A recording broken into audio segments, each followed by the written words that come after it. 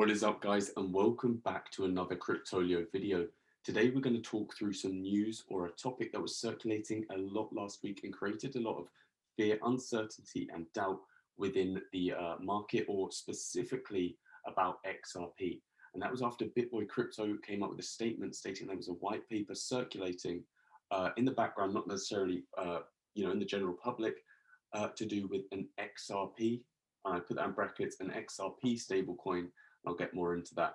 The main question circulating alongside that was, will the XRP stablecoin make redundant the need for an asset like XRP?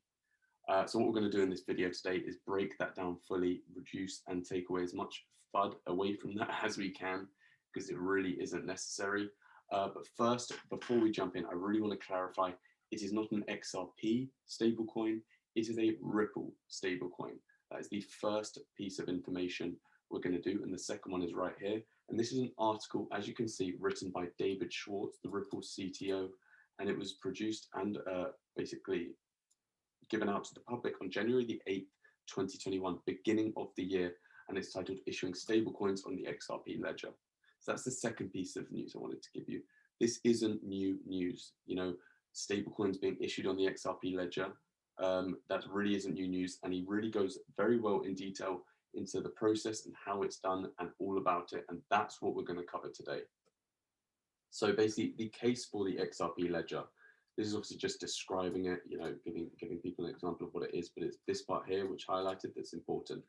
And it says, built for payments, the XRP ledger can also be used to support the issuance of stablecoins with a new unique fungible token functionality called issued currencies, and we'll jump straight into that afterwards. Issued currencies is designed to be the ideal stablecoin platform. Do you understand? So the XRP ledger themselves, that can be utilized with the fungible token functionality called issued currencies to produce stablecoins. Now, as we get further into that, you're going to understand who they're aiming towards, or who is their target market for issuing stablecoins, and the reasons behind why they want to do it. But yeah, so we've covered it's not new news, and that it's the stablecoins would be built onto the XRP ledger. They wouldn't be an XRP stablecoin, it'd be a Ripple or whatever institution utilizes the XRP ledger to build their stablecoin. So issued currencies, they can be traded with XRP or each other in the XRP's decentralized exchange, or DEX, and all currencies other than XRP can be represented in the XRP ledger as issued currencies. Obviously XRP being the native token of RippleNet and basically the XRP ledger. XRP is the native currency. We all know that. So issuing stablecoins, and this is where they get into who they're targeting and why they want to do it. Financial institutions can use issued currencies to issue stablecoins on the XRP ledger. Using this functionality, an issuer simply needs to set up an existing or an issuing account and choose the configuration options desired for that particular stablecoin. And we'll dive into the process of how it's done just below in 1 second. Issued currencies make this process very straightforward. Like they said, the platform, issued currencies is a platform built to produce stablecoins and highly secure to significantly lower business risks. So there we go. We've got two keywords here: financial institutions and significantly lower business risks. So you can see their target market is financial institutions, and almost aiding them in creating internal solutions using the XRP ledger by building their own stablecoin on top of it. So what we're going to jump into now is the steps it takes for these institutions to do it, and it'll all tie in at the end. So make sure you watch all the way through.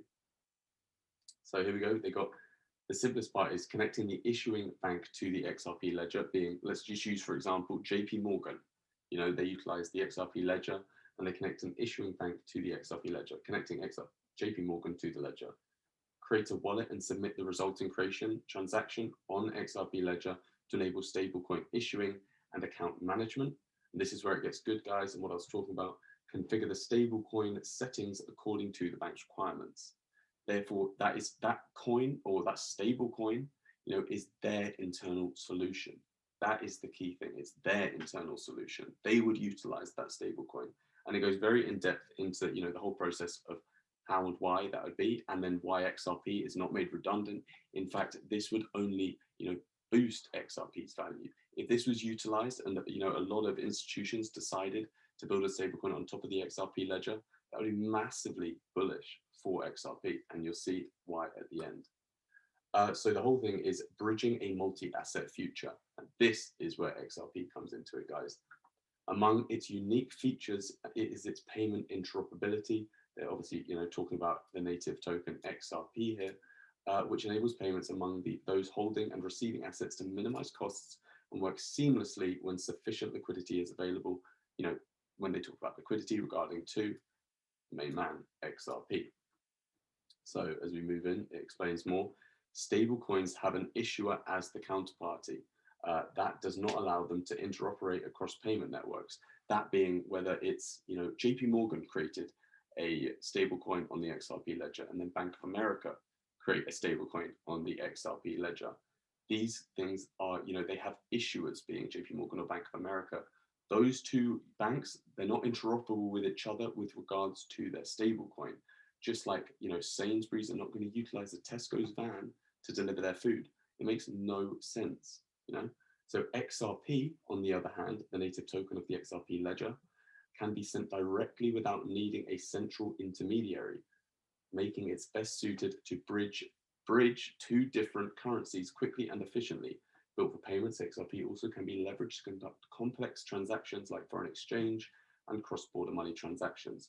And that is the biggest point here, guys, is the fact is these stable coins on the XRP ledger, although built and it boosts the network, that's the biggest thing, building an ecosystem, they're not interoperable with each other. The JP Morgan, stable coin, the Bank of America stable coin, they're not going to utilize each other's coins. That makes no sense to them. So what do they need? They need a bridge asset, a bridge currency, being XRP, the native token of the XRP ledger, which has no intermediary. It is decentralized, to transact and make them interoperable with each other. And that is where XRP will not be made redundant.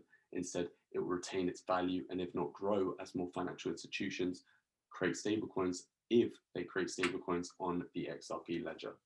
David Schwartz ended it nicely, stating, as banks and regulators increasingly shift towards a multi-asset future, which is very, very true, understanding the benefits of a public blockchain networks becomes critical.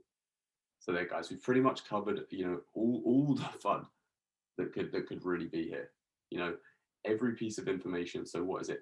Is XRP going to retain its value, or will it be made redundant? We've covered that. It's very much going to retain its value. If anything, this would be extremely bullish for XRP if financial institutions, utilize the XRP ledger to make their own stable coins on top of. How does it do that, you might ask? The two, stable coins of two separate issuers are not going to be interoperable with each other. So they need a decentralized, unbiased intermediary, and that being the native token of the XRP ledger, XRP, and that is how they would bridge the two assets.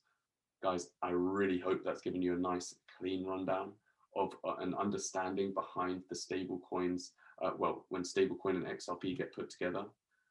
Any questions you do have, guys, make sure to chuck them down below. If you don't follow us or subscribe to us, I should say, on YouTube already, please do. But yeah, guys, honestly, the support's been amazing recently. If you've watched this far through, it means the absolute world to Cryptolio, honestly.